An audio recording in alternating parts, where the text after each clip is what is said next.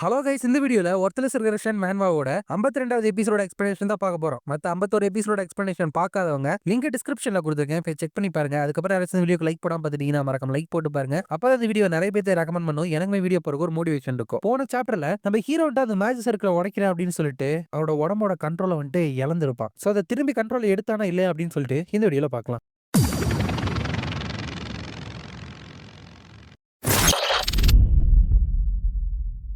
சாப்டரோட ஸ்டார்டிங்லேயே வாய்டு மோனாக்குன்ட்டு நம்ம ஹீரோக்கும் அவரோட டெமானிக் கான்சியஸ்னஸ்க்கு பின்னாடி ஒரு உருவத்தை இருந்துட்டு பார்த்துருப்பான் இல்லையா? அதை பார்த்துட்டு வாட், அது என்னது, எதுக்காக இந்த இடியட்ஸால அது அங்க இருக்கு அப்படின்னு சொல்லிட்டு சுத்தமா நோட்டீஸ் பண்ணவே முடியல. அது அவங்களுக்கு அப்படியே பின்னாடியே தானே இருக்கு அப்படின்னு நினைச்சிட்டு அவங்கள்ட்ட சொல்லலாம் அப்படின்னு சொல்லிட்டு ட்ரை பண்ணா வாய்டு மோனார்க்கால சொல்லவே முடியல. அதுக்கப்புறம் அந்த உருவத்துக்கிட்ட உண்மையிலுமே நீ வந்துட்டு யாரு, என்ன மாதிரியான ஒரு பீயிங் இருந்துட்டு ஒரு சாதாரண சைல்டோட மனசுல வந்துட்டு ஒரு வேற எடுத்து இந்த மாதிரி நீ நின்றுட்டு இருப்ப அப்படின்னு சொல்லிட்டு ஒரு அடி எடுத்து வரப்ப அது இருந்துட்டு கைய நீட்டிட்டு நீ வந்துட்டு இப்போ ஒரு அடி எடுத்து வச்சல, நான் வந்துட்டு இந்த பக்கத்தோட எண்டுல இருக்க, இந்த பக்கத்தோட சைடுக்கு வந்துட்டு நீ வருவியா அப்படின்னு சும்மா பேசினதுக்கு வாய்டு மோனாக்ன்ட்டு மண்டியிட ஆரம்பிச்சிருச்சு. வாட், நான் எதுக்கு இந்த இடத்துல மண்டிடுறேன், அதுவும் கிரேட் வாய்டு மோனாக் நான் 2 மண்டிடுறேனா அப்படின்னு நினைக்குது. அப்பதான் வாயில கை வச்சு எதுவுமே சொல்லக்கூடாது அப்படிங்கிற மாதிரியும் காமிச்சிருக்கு. அங்க ஹீரோ வந்துட்டு அந்த டெமானிக் கான்சியஸ்னஸ் கூட சண்டை போறப்ப இதோட மூவ்மெண்ட் எல்லாமே ஒரு பீஸ்ட் மாதிரி தான் இருக்கு. இன் அதர் வேர்ட்ஸ் இதோட மூவ்மெண்ட் எல்லாத்தையுமே நான் ஈஸியா ரீட் பண்ணிடலாம். இந்த இன்னர் வேர்ல்டுல என்னால இன்னர் எனர்ஜியோ இல்ல டெமானிக் எனர்ஜியோ வந்துட்டு யூஸ் பண்ண முடியாது. ஹவவர் அதுக்காக இந்த மாதிரி ஒரு மைண்ட்லெஸ் பீஸ்ட் கிட்ட நான் தோத்து போறதுக்கு எனக்கு எந்த ஒரு காரணமுமே கிடையாது. பல வருஷமா நான் வந்துட்டு இந்த மார்ஷியல் ஆர்ட்ஸோட எசன்ஸை பர்சூட் பண்ணி அதுக்காக நான் ஸ்பெண்ட் பண்ணியிருக்கேன். அது வந்துட்டு அவ்வளோ ஈஸியா டிசப்பியர் ஆகாது அப்படின்னு சொல்லிட்டு அந்த டெமானிக் கான்சியஸ்னஸோட தலையை இருந்துட்டு வெட்டிடுறான். ஆனா அந்த கான்சியஸ்னஸ் அப்படியே தலையை கீழே விடுறப்ப ஆல்ரைட் தென் நம்ம வந்துட்டு அடுத்த தடவை பார்க்கலாம் அப்படின்னு சொல்றப்ப ஹீரோ வந்துட்டு நெக்ஸ்ட் டைம் இந்த அளவுக்கு ஈஸியா இந்த விஷயத்தை ரிசால்வ் பண்ண முடியாதுன்னு நினைக்கிறேன் அப்படின்னு நினைச்சிட்டு இட்ஸ் ஓவர் வாய்டு மோனார்க், இப்ப நம்ம எப்படி இங்க இருந்து வெளியே போறது அப்படின்னு கேட்க அவன்ட்டு ரொம்ப வேர்த்து விறுவிறுத்து நின்றுட்டு இருக்கானா. ஹீரோ வந்துட்டு வாய்டு மோனார்க் ஏதாச்சும் நடந்துச்சா என்ன அப்படின்னு கேட்க வாய்டு மோனார்க் இல்ல எதுவும் நடக்கல அப்படின்னு சொல்லிடலாம். அதுக்கப்புறம் கெயின் அங்க வெளியே கண்ட்ரோல் இழந்த நம்ம ஹீரோட உடம்பு இருந்துட்டு எப்படியோ செயின்லாம் போட்டு கட்டி வச்சிட்டாப்ல. லக்கிலி என்னோட லைஃப் இருந்துட்டு கம்ப்ளீட்டா பர்ன் அவுட் ஆகிறதுக்குள்ள எப்படியோ இவனை வந்துட்டு நான் சப்டியூ பண்ணி புடிச்சு வச்சுட்டேன். இவனுக்கு இருக்கிறது ஒரு அன்பிலீவபிளான ஃபோர்ஸ் ஆஃப் ஃபேத். இவன் வந்துட்டு லிமிட்லெஸ்ஸா க்ரோ ஆகிறதுக்கு பொட்டன்ஷியல் இருக்கிற ஒரு பீயிங். உண்மையாலுமே இந்த உலகத்துக்கே ரொம்ப ஆபத்தான ஒரு எக்ஸிஸ்டன்ஸ் இவன் தான். இவன் வந்துட்டு இன்னும் ஸ்ட்ராங் ஆகிறதுக்கு முன்னாடியே இவனை அழிக்க போறதை நினைச்சா எனக்கு கொஞ்சம் சந்தோஷமா தான் இருக்குது. ஐ எம் சாரி அப்படின்னு சொல்லிட்டு ஹீரோவை கொல்லலான்னு போறப்ப ஹீரோ, அதாவது நம்மளோட ஹீரோ கான்சியஸ்னஸ் வந்துட்டு அவனோட உடம்ப கண்ட்ரோல் எடுத்துட்டு செயின்லாம் உடைச்சிட்டு நீங்க மன்னிப்பு கேட்கலாம் தேவையே இல்லை, நீங்க எனக்கு ஒரு ஃபேர் ரிவார்டை கொடுக்குற அப்படின்னு சொன்னதுனால தான் நானுமே இருந்துட்டு ஹெல்ப் பண்றதுக்கு வந்தேன். சரி, உங்களோட ப்ராமிஸ வந்துட்டு நீங்க கீப் அப் பண்ணணும் அப்படின்னு சொல்றான். ஒண்ணும் இல்ல, அந்த டிராகன் ஹார்ட்டை வந்துட்டு ஹீரோக்கு அப்சர்வ் பண்றதுக்காக ஹெல்ப் பண்ற அப்படின்னு சொல்லிட்டு அவர் மானா ஓத்தே எடுத்து நம்ம ஹீரோக்கு ப்ராமிஸ் பண்ணி கொடுத்துருப்பாரு. அதை பிரேக் பண்ணார் அப்படின்னா அவர் வந்துட்டு இறந்துருவாரு. அப்ப அந்த கெயின் இருந்துட்டு இப்ப உன்னோட 2 கண்லயுமே இருந்துட்டு டெமானிக் ஐஸோட மார்க் வந்துட்டு இருக்கு. And just moment ago complete madness ஸ்டேட்ல வந்துட்டு நீ ராம்பேஜ் வந்துட்டு பண்ணிட்டு இருந்த, அதுக்கு என்ன அர்த்தம் அப்படின்னு சொல்லிட்டு உனக்கு புரியுதா? ஈவன் ஒன்ஸ் நான் வந்துட்டு இருக்கிறதுலே ஸ்ட்ராங்கஸ்டான மெஜிஷியன் அப்படின்னு கூப்பிடப்பட்டேன். என்னோட முடிவே வந்துட்டு எப்படி இருக்கு பாத்தியா? அப்போ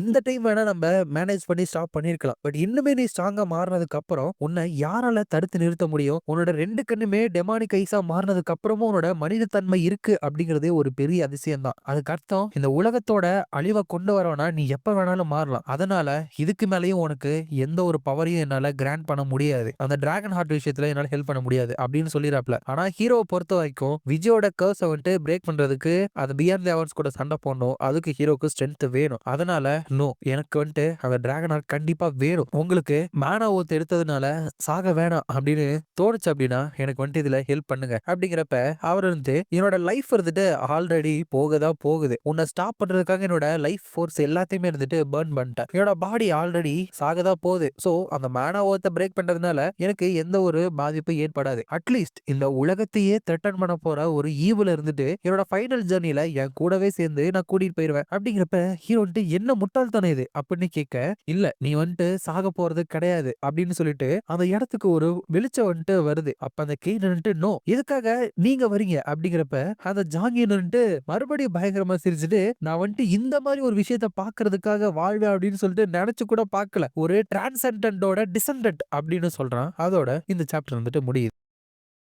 நெக்ஸ்ட் சாப்டர்ல அங்க ஏதோ ஒரு பீயிங் நான் உன்னோட டெத்த பர்மிட் பண்ண மாட்டேன். கெயின் ஹியூமன் இவனுக்கு பதிலா நான் அந்த கான்ட்ராக்ட பண்றேன் அப்படின்னு சொல்றாங்க. இவ யார் அப்படின்னா இவ தான் ஸ்பிரிட் குயின். ஜாங்கின்னு ஸ்பிரிட் குயின். ஸ்பிரிட் ரம்ல மட்டும் வாழக்கூடிய ஒருத்தவங்க. எல்லா ஸ்பிரிட்ஸோட ரூலர். செவரல் டாங் பிராங்க் ஸ்பிரிட்ஸ கண்ட்ரோல் பண்ற அந்த பீயிங் இங்க வந்திருக்காங்க அப்படின்னு சொல்லி என்னால நம்பவே முடியல. சோ இந்த ஸ்பிரிட் குயினோட ஃபேவர் உனக்கு இருக்கா அப்படின்னு கேட்க அந்த ஸ்பிரிட் குயின் நம்ம ஹீரோ கிட்ட என்ன கான்ட்ராக்ட் உங்களோட போட்டிருக்கான் அப்படின்னு கேட்க ஹீரோ அந்த என்வரஸ் இந்த டிராகன் ஹார்ட்டை நான் அப்சர்வ் பண்றதுக்கு ஹெல்ப் பண்ணுவேன் அப்படின்னு சொல்லியிருந்தாரு. அப்படிங்கிறப்ப கெயின் வேணாம் நீங்க அதை பண்ணக்கூடாது, அவனுக்கு இன்னும் கிரேட்டர் பவர் கிடைச்சதா அப்படின்னு பேசிட்டு இருக்கப்ப ஸ்பிரிட் குயின் சைலன்ஸ். நான் கூட கான்ட்ராக்ட் போறப்பே உங்ககிட்ட சொன்னல, நீ எனக்கு சொந்தமானவன். இன்னும் உலகம் அழிஞ்சாலும் சரி இல்ல கொலாப்ஸ் ஆனாலும் சரி, அது உன்னோட மான மூலியமா நடந்தாலும் சரி, அதை பத்தி எனக்கு கவலையே கிடையாது. நான் உன்னோட சாவு தாங்கிக்க முடியாது அப்படின்னு சொல்லிட்டு ஹீரோக்கு அந்த டிராகன் ஹார்ட் அப்சர்வ் பண்றதுக்கான ப்ராசஸ்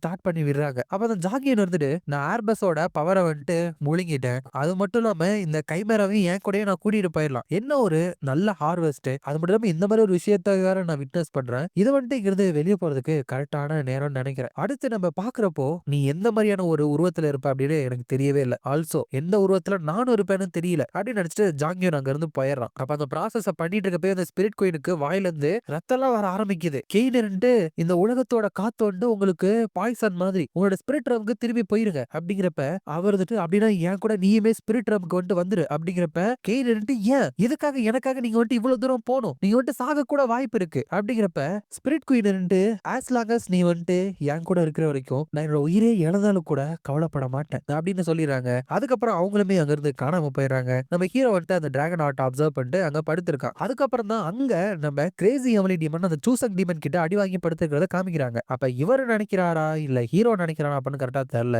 ஏன்னா இவருக்கு அந்த லைன் எப்படி கேட்டிருக்குன்னு தெரியல. ஆஸ் லாங் அஸ் நீ கூட இருக்கிற வரைக்கும் என்னோட உயிரே போனாலும் கவலை இல்லையா, இப்ப அவள அதை சொன்னா தட் பீயிங் அப்படின்னு நினைக்கிறாங்க. அப்ப அந்த சூசக் என்ன உன்னால இவ்வளவுதான் பண்ண முடியுமா, நீ நான் உன்னோட எனிமி அப்படின்னு சொல்லிட்டு கத்திக்கிட்டு அதை நினைச்சு பயங்கர கோபமா இருந்த, நான் யார கொன்ன, உன்னோட பேரண்ட்ஸா சிப்லிங்ஸா இல்ல லவ்வரா அப்படின்னு கேட்க கிரேசி எவலி டீமன் அவரோட பேர் டர்சியா. நான் அந்த ட்ரைவை வெளியே வந்ததுக்கு அப்புறம் அவன் என்ன ஃபாலோ பண்ணி வந்தான். நாங்க அங்க இருந்து வெளியே வந்ததுக்கு அப்புறம் நான் என்னோட பைத்தியக்கார தரத்துக்கு உள்ளான நான் மேபி அவளை என்னோட கையிலே கொன்றுவனும், நான் பைத்தியக்கார தரமா வேற நடந்துக்கிறேனே அப்படின்னு நினைச்சிட்டு அவளை துரத்திட்டே போயிட்டு அவளோட ட்ரைப்லயே இருந்துட்டு திரும்ப விட்டுட்டேன். அப்படிங்கிறப்ப அவன் சூசகர் சிரிச்சுட்டு, சோ நீ அந்த ட்ரைபுக்கு அனுப்பி வச்ச அந்த உமன் என்னோட கையில இறந்து போயிட்டாளா, என்ன ஒரு மாஸ்டர் பீஸ் பாத்தியா, கவலையே படாத, நான் பர்சனலா உன்னை அந்த உமன் கிட்ட அனுப்பி வைக்கிறேன் அப்படின்னு சொல்லிட்டு பக்கத்துல வரப்ப அது ஒரு பொய் அப்படின்னு சொல்லிட்டு அந்த ஜூசங்க எந்திரிச்சு வயிற்றுலயே ஒரு குத்து குத்திடுறாரு. அப்ப அது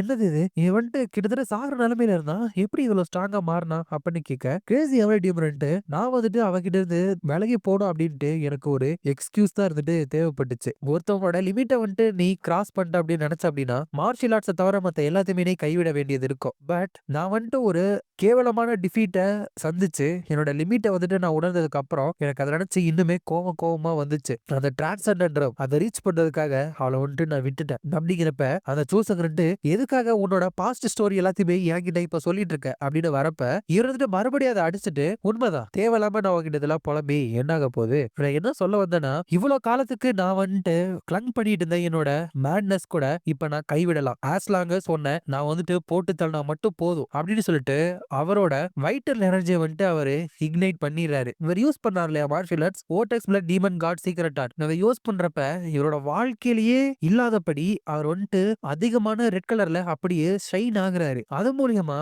அவ்வளோ பெரிய ரேவேஜிங்கான டீமனை ஒன் சைடடா இவரை போட்டு அடி தாக்கிட்டு இருக்கிறாரு. பட் இவ்வளவு பவர்ஃபுல்லான மூவ்ஸுக்கெல்லாம் ஃபியூவலா இருக்கிறது அவரோட ஓன் லைஃப் தான். யார் அவங்களோட கோர் எனர்ஜியை இக்னைட் பண்றாங்களோ அவங்க மத்த யாரோடவுமே ரொம்ப ஷைனா தான் இருப்பாங்க. ஆனா கொஞ்ச நேரத்துல அவங்க இறந்து போயிருவாங்க. அப்ப கிரேசி எவலி நான் ப்ரே பண்றேன், நான் சூசக டிஃபீட் பண்ற வரைக்கும் என்னோட லைஃப் ஃபேட் ஆகி போயிடக்கூடாது அப்படின்னு ப்ரே பண்றாரு. இந்த உலகத்துல நம்பிக்கை வச்சிருக்காங்க இல்லையா அவங்களுக்கு சில மிராக்கல்ஸ் ஹோப்ப வந்துட்டு குடுக்கும். பட் மோஸ்ட் ஆஃப் த கேஸஸ்ல இந்த வேர்ல்டு வந்துட்டு ரொம்பவே மோசமான அவுட்கம் தான் நெறைய பேத்துக்கு குடுக்கும். எதுக்காக சொல்றாங்க அப்டின்னா, அந்த சூசக தோற்கடிக்கிறதுக்குள்ள அவரோட லைஃப் ஃபோர்ஸ் வந்துட்டு இக்னைட் ஆகுறது வந்துட்டு நின்றுச்சு. அந்த சூசக 2 உண்மையாலுமே எனக்கு வந்துட்டு இப்ப நீ அட்டாக் பண்ணதெல்லாம் சில்ஸ குடுத்துச்சு. சோ, இப்போ உன்கிட்ட இருந்து அவ்ளோ ஃபயர் அண்ட் பவர் வந்துட்டு லைட்டா சின்னதா ஒரு பிளாஸ்ட் தான. உன்னோட எஃபோர்ட் எல்லாத்தையுமே இப்படி நீ வேஸ்ட் பண்ணிட்டியே. இப்ப வந்துட்டு நீ இறந்து போ அப்படின்னு சொல்றப்ப, ரூபியா இருக்கா இல்லையா? அவ வந்துட்டு அட்டாக் பண்ண விடாம